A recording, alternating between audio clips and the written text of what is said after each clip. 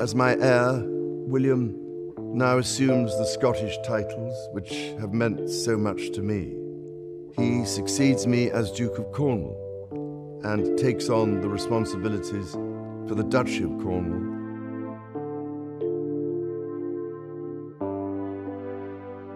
What if that polished royal appearance wasn't about reassurance at all, but about warning?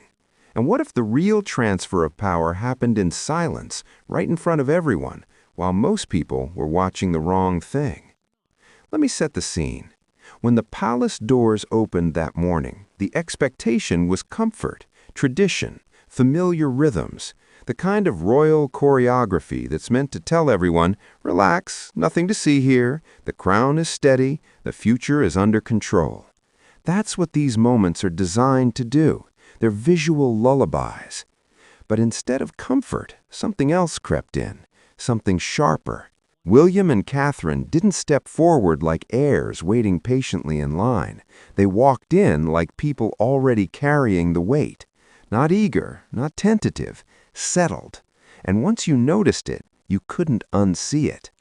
This wasn't about outfits or smiles or polite nods. It was posture, timing, stillness, the kind of quiet confidence you don't rehearse because it comes from knowing what's already been decided. Royal watchers felt it immediately. The room shifted. Cameras caught it even if they didn't understand it yet. This wasn't ceremonial filler. This felt final. And that's where things get interesting. Officially, the service was framed as continuity, a blessing, a reminder that the monarchy rolls on, unchanged, unbothered, eternal. Soft light filtered through the stained glass of Westminster Abbey, landing on stone that has watched empires wobble and recover for centuries. But by early 2025, let's be honest, the palace needed more than symbolism. Speculation about King Charles's health hadn't stopped since his coronation in May 2023. No matter how controlled the statements were, the questions kept coming.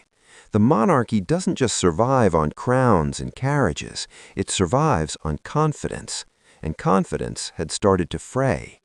So this gathering wasn't really about prayer, it was about reassurance without saying the scary part out loud. And front and center in that message stood William and Catherine. William looked different, not older exactly, but finished. The restless edge from his younger years was gone. This was a man shaped by long observation, patience learned under Elizabeth II, discipline sharpened under a father who waited decades for his turn. He stood like someone who knew the weight was coming and had already adjusted his shoulders. Catherine matched him beat for beat. Her return to public life after her health challenges in 2024 had shifted how people saw her. She wasn't just the supportive presence anymore. There was steel there now, resolve. Every step, every glance said, "I'm still here, and I'm ready." If you're enjoying this breakdown so far, hit like. It tells me you want more of these deep dives, and it helps this whole conversation reach people who notice the details too. Behind the scenes, though, tension was simmering. Private conversations inside Windsor and Buckingham Palace had quietly moved from hypothetical to practical. Succession wasn't some distant concept anymore. It was being discussed with calendars and contingency plans. The service was meant to calm that, to quiet the noise. But symbolism is fragile, and unity, especially in a family like this, can crack in the smallest ways. Which brings us to the moment everyone felt before they fully saw it. Queen Camilla didn't arrive when she was supposed to. In an institution obsessed with timing, that absence wasn't nothing. It was loud. Her journey from outsider to consort had been long and hard-earned, and since Queen Elizabeth II's passing in 2022, she'd stepped into her role with increasing authority. That authority, though, complicated dynamics, especially with William. When her seat remained empty, it sent a ripple through the room. William noticed instantly. His reaction was contained, but the tension flickered across his jaw. Catherine adjusted almost instinctively, her presence expanding to fill the visual gap. To casual viewers, it might have looked like a delay. To people who understand palace politics, it looked like friction. And the Abbey stayed calm, almost too calm. That's the thing about power struggles inside royal walls. They rarely explode, they seep. So when the ceremony continued, it felt steady on the surface. Music echoed, clergy took their places, cameras rolled.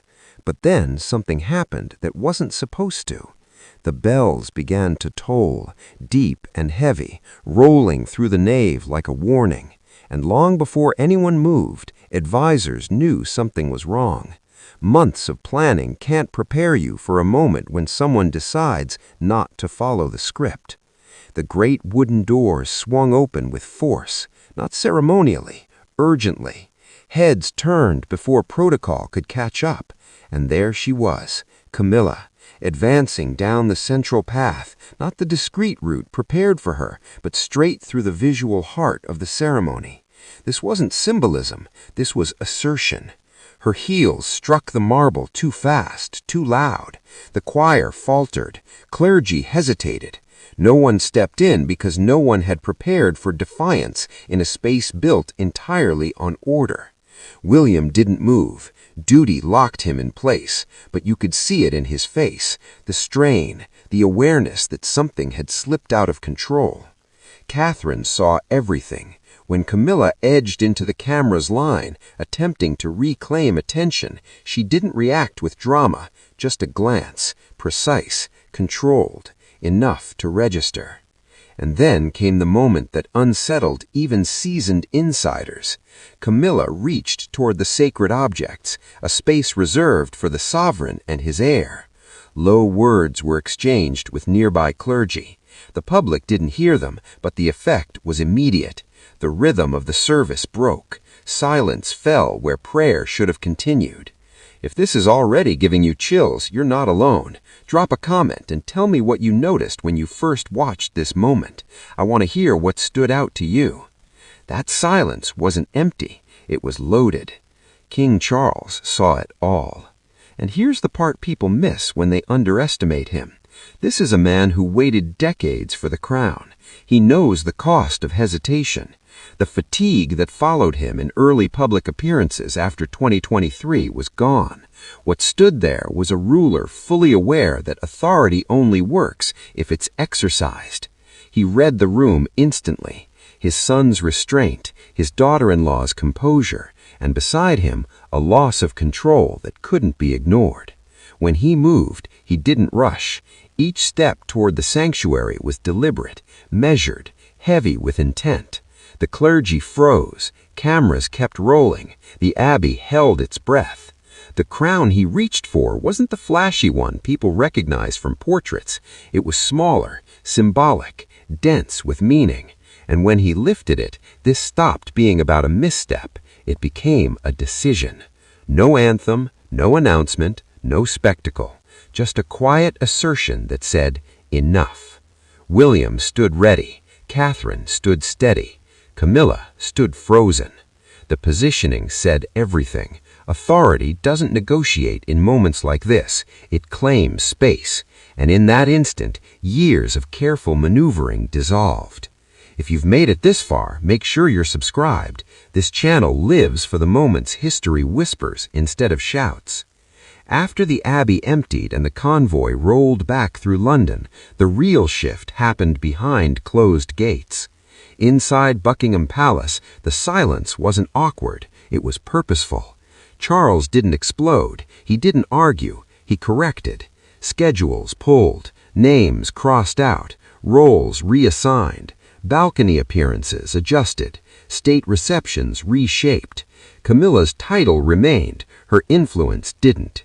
It wasn't exile, it was distance, cold, controlled, unmistakable. William and Catherine were brought in not as observers, but as anchors. From that point forward, coordination of key appearances and messaging flowed through them. Not someday, now. And the palace adapted fast. Documents updated, Advisors rotated. Whispers traveled through corridors as expectations were rewritten in real time. Power didn't announce itself, it redirected. Within days, William's working rooms buzzed. Briefings arrived earlier. Decisions landed faster. Delays vanished. Catherine reshaped the outward face of the monarchy with intent. Every appearance mattered. Warmth without softness, stability without stiffness.